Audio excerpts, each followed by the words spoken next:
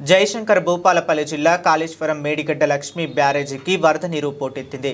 ఎగువ మహారాష్ట్రలో కురుస్తున్న భారీ వర్షాలతో ప్రాణహిత నది వరద తాకిడితో కాళేశ్వరం త్రివేణి సంగమం వద్ద గోదావరి నది జలకలను సంతరించుకుంది.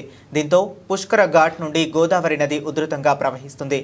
మేడిగడ్డ లక్ష్మీ బ్యారేజీకి ఇన్ఫ్లో 73,600 క్యూసెక్కులు నీరు వస్తుంది. ఎన్డీఎస్ఏ అధికారులు సూచించిన ఆదేశాలతో 85 గేట్లను ఎత్తి నీటిని దిగువకు వదులుతున్నారు అధికారులు.